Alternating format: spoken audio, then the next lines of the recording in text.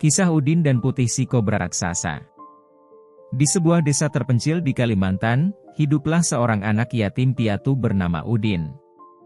Sejak kecil, ia telah terbiasa hidup sendiri, mencari makan di hutan, dan bertahan dalam kesunyian. Orang-orang desa hanya sesekali membantunya, tetapi kebanyakan dari mereka menganggapnya sebagai anak malang yang membawa kesialan. Setiap hari, ia pergi ke hutan untuk mencari makan dan kayu bakar, dan meskipun hutan itu sepi, Udin merasa di sana ia menemukan kedamaian yang sulit ia dapatkan di desa. Hidupnya yang sederhana tidak membuatnya merasa kesepian. Ia lebih memilih menghabiskan waktu dengan alam daripada dengan manusia. Hutan menjadi sahabatnya. Di antara deretan pohon raksasa dan semak belukar, Udin belajar mengenal suara-suara alam. Ia bisa membedakan suara burung hutan dari suara hewan lain, dan bahkan bisa mengetahui arah angin dari getaran dedaunan di bawah kakinya. Suatu hari, ketika matahari sudah mulai condong ke barat, Udin sedang menyusuri tepian sungai, tempat ia sering mencari ikan atau buah-buahan yang jatuh dari pohon. Tiba-tiba, ia terhenti oleh sebuah pemandangan yang tidak biasa. Di tepi sungai yang berbatu itu, ia melihat sesuatu yang besar dan putih, tergeletak di antara semak-semak. Dengan hati-hati, Udin mendekati makhluk itu. Ia terkejut ketika melihat seekor ular kobra putih raksasa yang terluka parah. Tubuhnya terbaring lemah, sisik-sisiknya yang putih berkilau meskipun bersimbah darah. Luka besar menganga di tubuh ular itu, sepertinya akibat perkelahian atau jebakan pemburu. Udin terpaku, matanya tidak bisa berpaling dari ular yang sangat besar dan mengerikan itu. Ia tahu bahwa ular jenis ini sangat berbahaya, tetapi hatinya yang penuh belas kasih membuatnya merasa iba. Apa yang harus aku lakukan, pikirnya, bingung dan cemas. Beberapa saat ia berdiri, memikirkan langkah-langkah yang harus diambil. Di dalam hatinya, ia tahu ini adalah kesempatan untuk melakukan sesuatu yang berbeda dari yang lainnya. Ia tidak ingin hanya berdiam diri dan membiarkan makhluk ini mati begitu saja. Hatinya berkata bahwa mungkin ada sesuatu yang lebih dari sekadar ancaman dalam diri ular ini, sesuatu yang mungkin hanya ia bisa mengerti. Udin mengingat-ingat tanaman obat yang sering ia gunakan untuk menyembuhkan luka-luka kecil miliknya. Dengan hati-hati, ia mulai mengumpulkan dedaunan dan akar yang bisa membantu mengurangi rasa sakit pada tubuh ular itu. Meski rasa takut masih menggelayuti, ia tahu inilah pilihan yang harus ia ambil. Perlahan, ia merawat luka ular itu dengan penuh perhatian. Hari demi hari, Udin kembali ke tempat itu untuk merawat ular tersebut. Ia tidak tahu berapa lama waktu yang dibutuhkan agar ular itu sembuh, tetapi setiap hari ia merasa sedikit lebih dekat dengan makhluk yang sebelumnya ia anggap sebagai ancaman. Seiring waktu, Udin mulai berbicara dengan ular itu, meskipun ia tahu tidak ada jawaban yang akan ia terima. Pada suatu malam yang sepi, setelah beberapa minggu merawat Putih, Udin duduk di sampingnya dan mendengar suara gemerisik daun di sekitar mereka. Ia merasa ada sesuatu yang berbeda. Ular itu mulai bergerak dengan lebih bebas, dan meskipun luka-lukanya belum sembuh sepenuhnya, ada tanda-tanda bahwa Putih akan bertahan. Nama, Putih, muncul begitu saja di benaknya, menggambarkan warna sisiknya yang bersih dan murni. Udin merasa seolah-olah mereka telah menjadi teman, dua makhluk yang terhubung dalam kesepian dan pengertian yang tak terucapkan. Tak lama setelah itu, Udin tahu bahwa persahabatan yang aneh dan tak terduga ini akan mengubah hidupnya selamanya.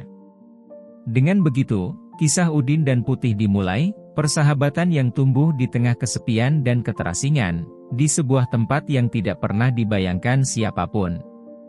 Udin merasa bahwa meskipun dunia luar seringkali menilai buruk dan menakutkan, ia dan Putih memiliki dunia mereka sendiri, sebuah dunia yang penuh dengan pemahaman, kepercayaan, dan kedamaian yang tak bisa diganggu-gugat oleh siapapun. Setelah beberapa minggu berlalu, luka-luka pada tubuh Putih mulai sembuh, meskipun dengan sangat perlahan. Udin, yang terus mengunjunginya setiap hari, merasa semakin kuat ikatan di antara mereka. Ular itu, yang semula tampak sangat mengerikan dan berbahaya, kini lebih banyak menghabiskan waktu berbaring di dekat api unggun yang dibuat Udin. Udin merasa tidak takut lagi, seolah-olah kehadiran Putih menjadi pelipur kesepiannya yang telah lama ia rasakan. Setiap sore, Udin pergi mencari makanan untuk dirinya dan Putih. Ia tahu di hutan ada banyak buah dan tumbuhan yang bisa dimakan, serta ikan yang dapat dipancing. Namun, seiring berjalannya waktu, ia mulai memperhatikan bahwa Putih juga tampak tertarik pada beberapa jenis buah yang tumbuh di sekitar sungai. Udin mulai memberikan potongan buah-buahan segar sebagai tambahan untuk makanannya, dan tanpa diduga, Putih ternyata menikmatinya. Suatu hari, setelah kembali dari hutan dengan hasil tangkapan yang baik, Udin duduk di dekat Putih sambil menyantap makanannya. Tanpa diduga, Putih mendekat dan mulai melingkar di sampingnya. Udin terkejut, tetapi tidak merasa takut. Ia merasakan kehangatan yang tidak bisa dijelaskan. Dalam kesunyian yang mendalam, hanya suara gesekan daun dan burung hutan yang terdengar. Udin merasa ada sebuah komunikasi yang lebih dalam antara dirinya dan ular itu. Putih tidak pernah menyerangnya atau menunjukkan tanda-tanda permusuhan. Sebaliknya, ular itu tampak lebih sering mendekatkan dirinya pada Udin. Setiap kali Udin tidur, Putih akan melingkar di sekitar tempat tidurnya, menjaga agar tidak ada bahaya yang mendekat. Meski tidak ada kata-kata yang terucap, Udin merasa bahwa persahabatan mereka sudah terbentuk, sesuatu yang lebih dari sekadar perlindungan fisik, namun juga kedamaian batin. Beberapa minggu berlalu, dan hubungan mereka semakin erat. Udin mulai merasa bahwa Putih lebih dari sekadar makhluk yang terluka, ia adalah teman yang setia, yang menemani perjalanan hidupnya yang penuh kesendirian. Meskipun orang-orang desa mulai memperhatikan perubahan pada dirinya, bahwa ia lebih sering pergi ke hutan dan tampak tidak sendiri, Udin tidak merasa khawatir. Ia tahu bahwa apa yang ia miliki dengan Putih adalah sesuatu yang sangat berharga dan tidak bisa dimengerti oleh orang lain. Namun, suatu sore, saat Udin kembali dari hutan dan mendapati Putih sedang beristirahat di bawah pohon, ia melihat ada seseorang yang tampak mencurigakan mengamati mereka dari kejauhan. Udin segera merasakan adanya bahaya. Tanpa berpikir panjang, ia memutuskan untuk membawa Putih lebih dalam ke hutan, jauh dari pandangan orang-orang desa. Udin merasa perlu menjaga rahasia ini agar tidak terungkap. Sementara itu, Putih, yang semakin sembuh, mulai menunjukkan gerakan yang lebih lincah dan cepat. Udin merasa bangga melihat sahabatnya semakin kuat. Tetapi juga semakin sadar bahwa persahabatan mereka yang unik dan tak biasa bisa menimbulkan masalah besar jika orang-orang desa mengetahuinya. Udin tidak ingin kehilangan Putih, tetapi ia juga tahu bahwa dunia luar tidak akan mengerti hubungan mereka yang aneh. Hari-hari berikutnya, Udin dan Putih menghabiskan lebih banyak waktu bersama di hutan, jauh dari desas-desus yang mulai berkembang di desa. Mereka berburu, mencari makanan, dan menikmati kebersamaan yang sederhana namun penuh makna. Udin mulai merasa bahwa meskipun hidupnya penuh dengan tantangan, ia tidak lagi merasa kesepian. Ada Putih di sampingnya, sahabat yang tak pernah menghakimi dan selalu hadir ketika ia membutuhkannya. Namun, kedamaian yang mereka rasakan tidak berlangsung lama. Keberadaan Putih mulai menjadi bahan pembicaraan di desa. Orang-orang yang sebelumnya tidak peduli dengan Udin mulai memperhatikan perubahan sikapnya yang semakin tertutup dan misterius. Tidak lama setelah itu, seorang warga, yang penasaran dengan kebiasaan Udin, memergokinya sedang bersama ular putih raksasa di hutan. Kabar ini pun dengan cepat menyebar ke seluruh desa. Udin memelihara ular raksasa. Ular putih itu pasti pembawa malapetaka, seru salah seorang penduduk dengan ketakutan. Kabar itu sampai ke telinga Pak Sarwan, seorang pemburu ulung yang terkenal di desa. Ia segera memutuskan untuk mengambil tindakan. Ular sebesar itu harus dibunuh sebelum menjadi ancaman bagi kita semua, serunya dengan keras, mengumpulkan orang-orang desa untuk merencanakan pemburuan terhadap Putih. Udin merasa ketakutan saat mendengar pembicaraan orang-orang tentang memburu ular putih. Ia tahu Putih tidak bersalah dan tidak akan menyakiti siapapun, tetapi keyakinan itu tidak akan mengubah pendapat penduduk desa yang sudah terlanjur takut. Meskipun demikian, ia bertekad untuk melindungi sahabatnya dengan segala cara. Dalam hatinya, Udin tahu, apa yang ia miliki dengan Putih adalah lebih dari sekadar ikatan antara manusia dan hewan, itu adalah persahabatan sejati yang tidak dapat dipisahkan oleh ketakutan atau prasangka. Ketakutan mulai merasuki seluruh desa. Kabar tentang Udin yang memelihara ular putih raksasa segera menyebar seperti api dalam hutan. Beberapa orang mulai berbicara di pasar, di warung kopi, dan di pelataran rumah mereka tentang ancaman yang mungkin datang dari ular tersebut. Mereka bercerita tentang legenda-legenda lama, tentang ular raksasa yang bisa membawa malapetaka atau bahkan menelan manusia hidup-hidup. Ketakutan itu semakin menguat, terutama setelah melihat ukuran ular yang begitu besar dan warnanya yang mencolok. Pak Sarwan, seorang pemburu terkenal yang dikenal bijak namun keras hati, segera mengambil tindakan. Jika kita biarkan ular itu hidup, suatu hari dia akan menyerang kita semua, katanya dengan tegas saat berkumpul dengan beberapa orang desa di rumahnya. Kita harus berburu dan membunuhnya sebelum semuanya terlambat. Udin mendengar pembicaraan itu dari kejauhan. Ia merasa hatinya hancur mendengar rencana itu.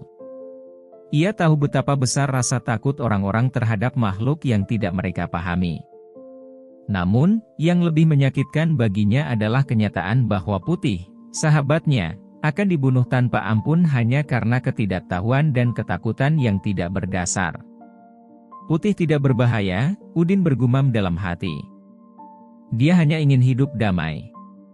Namun, meskipun ia tahu bahwa Putih tidak akan pernah menyerang manusia, ketakutan orang-orang desa terhadap ular raksasa itu tidak bisa ia bendung. Setiap hari, semakin banyak warga desa yang berbicara tentang bagaimana mereka harus mengusir atau bahkan membunuh ular itu, dan semakin banyak orang yang bergabung dengan Pak Sarwan dalam rencana pembunuhan tersebut. Udin merasa terperangkap dalam dilema yang tak terelakkan. Di satu sisi, ia tidak bisa meninggalkan Putih, sahabat yang telah menyelamatkannya dari kesepian. Di sisi lain, ia tahu jika orang-orang desa berhasil menemukan Putih, mereka akan membunuhnya tanpa ragu. Keadaan ini semakin memperburuk perasaan Udin. Ia takut bahwa suatu hari nanti, keberadaan Putih yang mulai terungkap akan membawa bencana besar. Malam itu, ketika angin berdesir lembut di hutan dan hanya suara jangkrik yang terdengar, Udin kembali ke tempat peristirahatan Putih. Ia membawa makanan dan obat-obatan untuk sahabatnya yang masih memulihkan diri dari luka-lukanya. Putih, yang kini semakin sehat, melingkar di dekat api unggun yang dibuat Udin. Putih, Udin berkata lirih, memandang ular itu dengan tatapan penuh kasih. Aku tidak tahu apa yang akan terjadi. Aku hanya bisa berusaha melindungimu. Ular putih itu meliriknya dengan mata yang tajam namun lembut, seolah memahami kata-kata Udin. Dalam kesunyian malam, mereka berdua merasa ada sebuah pemahaman yang lebih dalam daripada sekadar kata-kata. Udin tahu, jika orang-orang desa mengetahui keberadaan Putih, semuanya akan berubah. Hari berikutnya, saat Udin sedang mengumpulkan beberapa bahan makanan di hutan, ia melihat bayangan Pak Sarwan dan beberapa warga desa yang sedang mengarah ke tempat yang ia tuju. Udin merasakan kecemasan yang mendalam. Ia bergegas kembali ke tempat Putih, berlari cepat menembus semak-semak dan ranting-ranting hutan. Ketika sampai di tempat peristirahatan mereka, Udin merasa lebih panik. Putih tidak ada di sana. Putih! Udin memanggil-manggil sahabatnya. Jantungnya berdegup kencang. Ia berlari lebih jauh ke dalam hutan, berharap bisa menemukannya sebelum Pak Sarwan dan para pemburu sampai. Tidak lama kemudian, Udin mendengar suara-suara dari arah belakang. Itu adalah suara langkah kaki yang berat, disertai dengan suara obor yang menyala. Pak Sarwan dan beberapa orang desa sudah mulai mendekat. Udin bisa melihat mereka dengan jelas dari tempat persembunyiannya. Mereka membawa tombak dan pisau besar, persiapan untuk memburu Putih. Udin tahu bahwa mereka tidak akan berhenti sampai mereka menemukan ular itu. Dengan perasaan putus asa, Udin berlari menuju sebuah lembah tersembunyi yang jauh dari jalur biasa. Itu adalah tempat yang jarang dikunjungi oleh manusia, tempat yang aman bagi Putih. Udin berharap, jika ia bisa membawa Putih ke sana, mereka bisa menghindari para pemburu. Namun, waktu semakin sempit. Sementara itu, Putih, yang mendengar suara gaduh, mulai merangkak keluar dari persembunyiannya. Udin melihatnya dari kejauhan, dan untuk sejenak, hatinya terasa lebih lega. "Putih!" Udin berlari ke arahnya. "Kita harus pergi sekarang. Mereka akan datang." Namun, saat mereka hampir sampai di lembah tersembunyi, suara langkah kaki semakin mendekat. Para pemburu sudah hampir berada di belakang mereka. Udin bisa mendengar Pak Sarwan berteriak, memerintahkan kelompoknya untuk mempercepat langkah. "Cepat! Jangan biarkan ular itu lari," teriak Pak Sarwan, suaranya penuh dengan rasa takut dan kemarahan. Udin, yang sudah tidak tahu lagi harus berbuat apa, berdiri tegak di depan Putih, mencoba untuk melindunginya. "Tolong jangan lakukan ini. Putih tidak berbahaya," teriaknya, suaranya penuh dengan keputusasaan. Pak Sarwan dan para pemburu berhenti sejenak, terkejut melihat Udin yang berdiri melindungi Putih. "Jangan bodoh Udin. Ular itu bisa membunuhmu kapan saja." Pak Sarwan berkata dengan suara yang lebih keras. Udin menatap Pak Sarwan dengan tatapan penuh tekad. "Dia adalah sahabatku. Dia tidak akan menyakiti siapapun." Namun, meskipun Udin mencoba berbicara dengan penuh keyakinan, ketakutan penduduk desa sudah terlalu dalam. Tanpa memberi kesempatan pada Udin untuk berkata lebih banyak, Pak Sarwan melemparkan tombaknya dengan cepat. Tombak itu melesat ke arah Putih, dan dalam sekejap, segalanya berubah. Tombak yang dilemparkan Pak Sarwan melesat cepat, dan Udin terkejut melihatnya mengarah tepat ke Putih. Dalam sekejap, naluri pelindungnya mengambil alih. Dengan cepat, Udin berlari ke depan, menghalangi tombak itu sebelum mengenai Putih. Meski ia berhasil mencegahnya, tombak itu menancap di tanah tak jauh dari kakinya, menciptakan suara dentingan logam yang memekakkan telinga. Tubuhnya bergetar, namun ia tetap tegar, berusaha melindungi sahabatnya. "Pak Sarwan, tolong! Jangan bunuh dia!" Udin berseru, suaranya penuh dengan kepanikan. Ia tahu ini adalah saat yang menentukan, jika ia tidak bisa meyakinkan mereka, maka Putih akan mati. Pak Sarwan menatap Udin dengan tatapan tajam dan penuh kebencian. "Ini bukan hanya tentang kamu Udin. Ini tentang keselamatan desa. Ular itu bisa membunuh kita semua. Tak ada tempat untuk pertahananmu di sini," jawabnya dengan suara keras. Mata Udin mulai berkaca-kaca. Ia merasa dunia seperti runtuh di sekitarnya. Dengan langkah tergesa-gesa, ia menarik Putih lebih jauh, menuju lembah tersembunyi yang ia kenal baik. "Kita harus pergi Putih. Cepat," teriaknya, berlari ke depan dengan sekuat tenaga. Putih, yang tampak bingung sejenak, segera mengikuti langkah Udin, meskipun tubuhnya sedikit terluka akibat serangan tombak yang hampir mengenai tubuhnya. Namun, Pak Sarwan dan para pemburu tidak memberi kesempatan untuk Udin dan Putih melarikan diri begitu saja. "Jangan biarkan mereka kabur," seru Pak Sarwan, dan beberapa orang di belakangnya mulai mengejar dengan cepat. Jantung Udin berdebar kencang saat ia merasakan ketegangan yang semakin memuncak. Para pemburu mendekat dengan cepat. Udin berlari tanpa henti, menembus semak dan dedaunan lebat, berusaha menghindari mereka. Di dalam benaknya, hanya ada satu hal, membawa Putih ke tempat yang aman, jauh dari ancaman orang-orang yang tidak mengerti. Mereka melintasi hutan yang semakin gelap, menuju lembah yang berada lebih jauh di dalam hutan. Lembah itu dikenal sebagai tempat yang jarang dijangkau manusia, dan hanya sedikit orang yang tahu jalannya. Udin merasa sedikit lega saat melihat lembah itu semakin dekat, namun rasa cemasnya tidak kunjung hilang. Pemburu-pemburu itu akan terus mengikuti jejak mereka.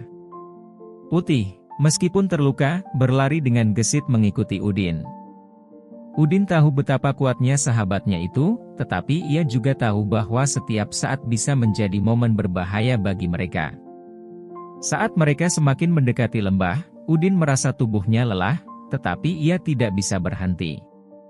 "Satu langkah lagi Putih," katanya dengan suara serak. Akhirnya, mereka sampai di lembah tersembunyi, tempat yang selalu Udin sebut sebagai tempat aman. Di sini, udara lebih segar, dan pepohonan lebih lebat, menciptakan semacam pelindung alami. Udin menghentikan langkahnya sejenak untuk melihat ke belakang, berharap mereka telah berhasil menghindari para pemburu.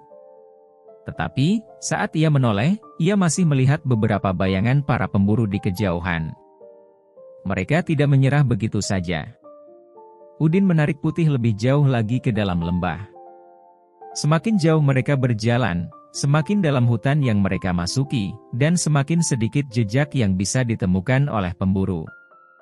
"Kita hampir sampai Putih. Hanya sedikit lagi," bisik Udin, mencoba memberi semangat pada dirinya sendiri dan sahabatnya. Setelah beberapa waktu berjalan melalui hutan lebat, mereka akhirnya sampai di sebuah gua kecil yang tersembunyi di balik bebatuan besar. Gua ini adalah tempat perlindungan yang telah lama dikenal Udin. Di sini, ia sering bersembunyi ketika merasa terancam atau saat ingin beristirahat jauh dari keramaian. Tempat ini terlindung dengan baik, dan hanya beberapa orang yang tahu akan keberadaannya. Udin membaringkan Putih di lantai gua, merasa lega akhirnya sampai di tempat yang aman. Namun, ia tahu bahwa pelarian mereka bukanlah akhir dari masalah. Para pemburu pasti akan terus mencarinya, dan waktu mereka semakin sempit. Udin duduk di samping Putih, mengusap kepala ular itu dengan lembut. "Kita akan aman di sini," katanya, meskipun hatinya penuh dengan kecemasan. Putih menatapnya dengan tatapan yang penuh pengertian, seolah-olah memberitahu Udin bahwa mereka akan melewati ini bersama-sama, apapun yang terjadi. Udin tahu bahwa persahabatan mereka lebih kuat dari segala ancaman yang bisa datang. Namun, meskipun mereka berada di tempat yang aman untuk sementara, Udin tidak bisa menahan rasa takut yang terus membayangi dirinya. Ia tahu bahwa mereka tidak bisa bersembunyi selamanya. Para pemburu pasti akan terus mencari mereka. Udin harus segera menemukan cara untuk menghindari perburuan ini agar mereka berdua bisa hidup damai. Ia mulai berpikir tentang cara untuk mengalihkan perhatian para pemburu. "Aku harus membuat mereka percaya bahwa kita sudah pergi jauh," gumam Udin dalam hati. Tetapi apakah itu akan cukup untuk menyelamatkan mereka? Udin tidak tahu, namun ia bertekad untuk melindungi Putih dengan segala cara yang ia bisa. Sementara itu, di luar lembah, Pak Sarwan dan para pemburu terus mencari jejak Udin dan Putih. Mereka sudah kehilangan jejak di sekitar gua, tetapi mereka tidak akan berhenti. Mereka yakin, ular raksasa itu ada di dekatnya, dan mereka harus menemukannya sebelum terlambat. Saat Udin dan Putih beristirahat di gua, mereka tidak tahu bahwa di luar sana, perburuan belum selesai. Pak Sarwan dan beberapa pemburu lain terus menyusuri hutan dengan lebih hati-hati. Mereka tahu bahwa mereka telah kehilangan jejak Udin dan Putih, tetapi tekad mereka untuk menemukan ular raksasa itu tidak surut.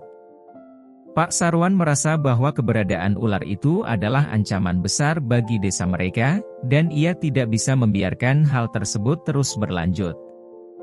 "Udin pasti membawa ular itu ke suatu tempat yang aman," kata Pak Sarwan dengan suara rendah namun penuh keyakinan. "Kita hanya perlu menemukan tempat persembunyian mereka, dan itu akan berakhir." Mereka terus melangkah, melewati hutan lebat yang semakin gelap. Angin malam bertiup kencang, menciptakan suara berdesir di antara dedaunan. Meskipun mereka tahu jejak mereka semakin samar, para pemburu tetap tidak menyerah. Mereka telah bersumpah untuk menangkap Putih, dan mereka percaya bahwa hanya dengan menghilangkan ancaman itu, desa mereka akan aman. Sementara itu, Udin duduk di samping Putih di dalam gua, mengamati luka-luka sahabatnya yang masih membekas akibat serangan tombak Pak Sarwan. Ia sudah melakukan yang terbaik untuk merawat luka tersebut, tetapi ia tahu bahwa Putih butuh waktu untuk sembuh sepenuhnya. Udin merasa cemas, namun ia berusaha tetap tenang. "Tolong sembuh cepat Putih. Aku butuh kamu," bisiknya, meraih kepala Putih yang besar dan lembut. Putih meliriknya dengan mata yang penuh pengertian. Udin tahu bahwa meskipun ular itu tidak bisa berbicara, mereka saling mengerti satu sama lain. Seiring berjalannya waktu, hubungan mereka semakin kuat, dan Udin merasakan ikatan yang begitu mendalam dengan sahabatnya itu. Tiba-tiba, suara langkah kaki terdengar di luar gua. Udin terkejut, matanya terbuka lebar, dan seketika itu juga, jantungnya berdegup kencang. Ia tahu suara itu adalah suara para pemburu.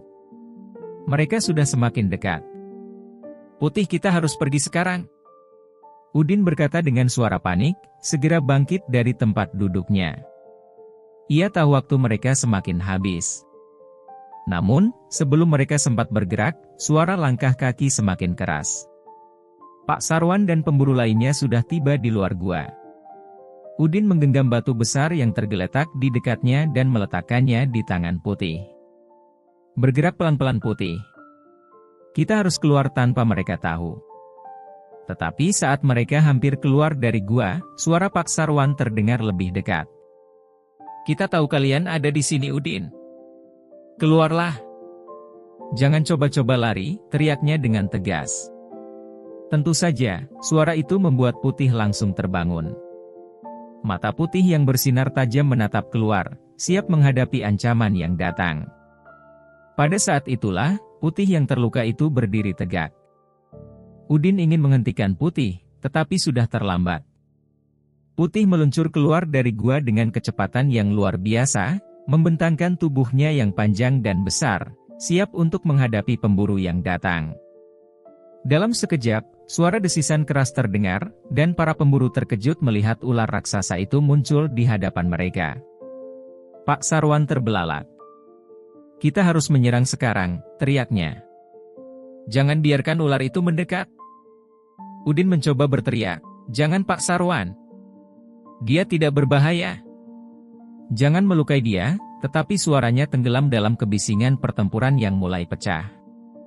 Pak Sarwan tidak mengindahkan kata-kata Udin.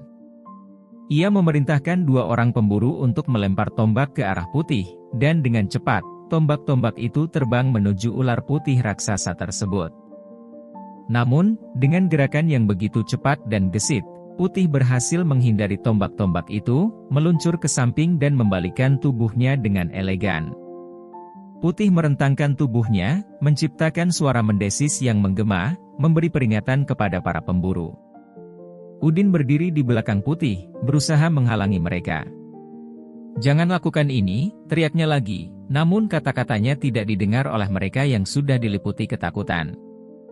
Beberapa pemburu mencoba untuk menyerang lagi, tapi Putih bergerak begitu cepat, membuat mereka terkejut. Ketika seorang pemburu mendekat, Putih dengan sigap menyambar ke depan, memutar tubuhnya dengan kekuatan luar biasa, dan memaksa pemburu itu mundur dengan terburu-buru. Tak ada yang berani mendekat. Mereka tahu, sekali mereka membuat gerakan salah, mereka bisa jadi sasaran serangan Putih. Pak Sarwan, yang semula begitu percaya diri, kini tampak ragu. Melihat bagaimana Putih bergerak begitu lincah dan dengan kekuatan besar, ia mulai merasakan bahwa mungkin ia telah melakukan kesalahan dengan mengincar ular itu. "Kita harus mundur," teriaknya dengan suara panik. "Kita tidak bisa menang." Namun, beberapa pemburu yang lebih muda menolak untuk mundur. Mereka masih merasa bahwa ular itu adalah ancaman yang harus dihancurkan. Dengan tombak di tangan, mereka maju lagi, mencoba untuk menyakiti Putih. Udin, yang khawatir sahabatnya akan terluka lebih parah, melangkah maju dengan berani, berdiri di antara Putih dan para pemburu. "Tidak," teriak Udin, menangkupkan tangannya di depan Putih, berusaha melindungi ular itu dengan tubuhnya sendiri. "Dia tidak akan menyakiti kalian. Dia sahabatku." Keheningan menyelimuti hutan untuk beberapa saat, dengan suara desisan Putih yang menggema.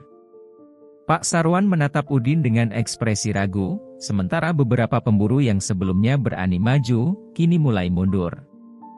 Mereka terkejut melihat betapa besar dan kuatnya ikatan antara Udin dan Putih.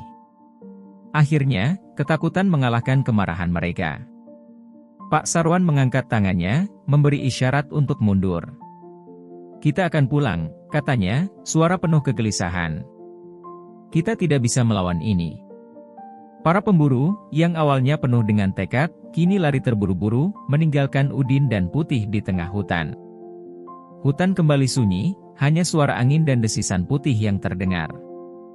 Udin berdiri, terngah-ngah, matanya basah oleh air mata. Ia menoleh pada Putih, yang kini tampak lebih tenang meskipun tubuhnya masih penuh luka. "Kita selamat, Putih. Kita selamat." Namun, meskipun mereka telah mengalahkan para pemburu untuk sementara, Udin tahu bahwa ini hanyalah awal dari sebuah perjuangan yang lebih panjang. Keamanan mereka belum terjamin. Sebuah pertempuran yang lebih besar mungkin masih menanti mereka. Setelah para pemburu pergi, hutan kembali menjadi tenang. Udin duduk di samping Putih, menarik napas panjang seolah mencoba mengembalikan ketenangan yang sempat hilang dalam ketegangan tadi. Tangan Udin menggenggam lembut tubuh Putih, yang meskipun terluka, masih mengelurkan napas perlahan, tanda bahwa ia masih bertahan. Hatinya dipenuhi rasa syukur, tetapi juga kecemasan. Mereka baru saja menghindari bahaya besar, namun Udin tahu bahwa ini bukan akhir dari perjuangan mereka. Selama beberapa hari setelah pertempuran itu, Udin terus merawat luka-luka Putih. Ia mengganti perban dari daun-daun obat yang biasa ia gunakan dan memastikan Putih tetap mendapatkan makanan dan air yang cukup. Mereka berdua tinggal lebih jauh ke dalam lembah, jauh dari pandangan manusia. Hanya hutan yang menjadi teman mereka sekarang. Hari-hari berlalu, dan perlahan, Putih mulai pulih. Luka-lukanya semakin mengering, dan tubuhnya yang besar kembali menunjukkan kekuatannya. Udin merasa lega melihat sahabatnya semakin sehat. Meski Putih tidak bisa berbicara, tatapan matanya memberi Udin kekuatan untuk terus melangkah. Mereka berdua tahu bahwa hidup mereka tidak akan pernah sama lagi. Sementara itu, di desa, kabar tentang pertemuan antara Udin dan Putih mulai memudar. Orang-orang desa mulai melupakan kejadian yang menegangkan itu, meskipun beberapa masih merasa waspada. Namun, desas-desus tentang persahabatan mereka tetap hidup, beredar dari mulut ke mulut, menjadi cerita yang menarik perhatian, meskipun mereka tidak sepenuhnya memahaminya. Beberapa bulan kemudian, Udin kembali ke desa. Ia tidak ingin berlama-lama, hanya untuk mengumpulkan sedikit kebutuhan dan mengecek keadaan. Namun, ketika ia melangkah masuk ke desa, beberapa mata langsung tertuju padanya. Beberapa penduduk desa masih ingat apa yang terjadi, dan meskipun ketakutan mereka berangsur-angsur berkurang, beberapa dari mereka masih melihat Udin dengan pandangan yang penuh tanya. "Udin, kau benar-benar bersama ular itu?" tanya seorang lelaki tua dengan suara lembut namun penuh rasa ingin tahu. Udin hanya mengangguk, sedikit tersenyum. "Ya, aku bersama Putih," jawabnya dengan suara tenang, meski hatinya sedikit risau. "Dia sahabatku, bukan musuh." Beberapa orang desa terdiam, mencoba mencerna kata-kata Udin. Mereka mulai memahami bahwa mungkin mereka salah dalam menilai. Di tengah kecemasan mereka terhadap sesuatu yang tidak mereka pahami, mereka mulai merasakan bahwa ketakutan mereka mungkin tidak sepenuhnya benar. Pak Sarwan, yang dulu sangat yakin bahwa ular itu harus dibunuh demi keselamatan desa, kini juga mulai melihat hal itu dengan cara yang berbeda. Ia tidak pernah benar-benar memahami apa yang terjadi di dalam hati Udin. Namun, setelah melihat keberanian Udin dalam melindungi Putih, Pak Sarwan merasa ragu. Ia bertanya-tanya apakah mereka telah membuat kesalahan.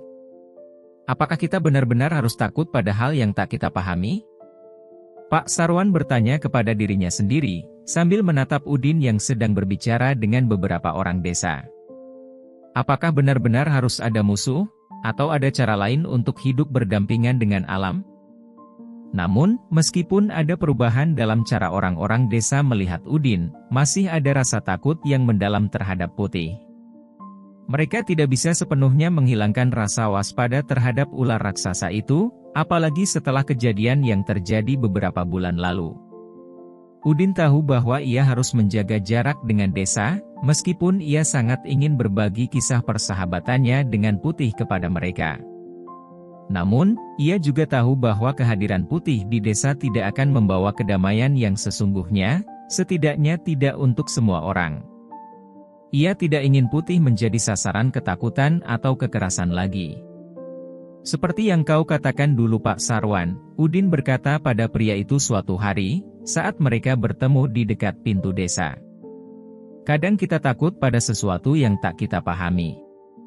Tapi aku berharap, meskipun kalian takut pada Putih, kalian bisa memahami bahwa dia bukan ancaman. Dia sahabatku. Pak Sarwan mengangguk, meski matanya masih menunjukkan keraguan. Aku mengerti Udin. Tapi aku tak bisa meminta seluruh desa untuk menerima itu begitu saja. Udin tersenyum kecil. Aku tahu. Aku hanya berharap, sedikit demi sedikit, kalian bisa melihatnya seperti yang aku lihat. Bukannya sebagai ancaman, tapi sebagai teman yang tak terlihat. Hari-hari terus berlalu, dan meskipun Udin kembali ke desa hanya sesekali, ia merasa bahwa ada sedikit perubahan dalam cara orang-orang memperlakukannya. Mereka tidak lagi memandangnya dengan rasa takut yang sama seperti dulu, meskipun Putih tetap berada di luar desa, di dalam hutan yang jauh. Waktu terus berjalan, dan Udin tumbuh menjadi seorang pemuda yang bijaksana. Ia tidak lagi merasa kesepian seperti dulu, meskipun hidupnya tidak mudah. Ia memiliki sahabat sejati di Putih, dan bersama sahabatnya itu, ia merasakan ikatan yang lebih kuat dari apapun yang ada di dunia ini. Suatu hari, ketika Udin berjalan di tepi hutan, dia mendengar desisan halus dari kejauhan. Tanpa ragu, Udin berbalik, dan di sana, di bawah cahaya matahari yang hangat, ia melihat Putih meluncur perlahan mendekat. Dengan langkah tenang, Putih menghampiri Udin, dan keduanya bertemu di tengah hutan. Selamat datang kembali sahabatku, bisik Udin, menyentuh kepala Putih dengan lembut. Dan dari sana, kisah mereka, kisah persahabatan tak terduga antara seorang anak laki-laki dan seekor ular putih raksasa, menyebar ke seluruh desa, menjadi legenda yang hidup selamanya.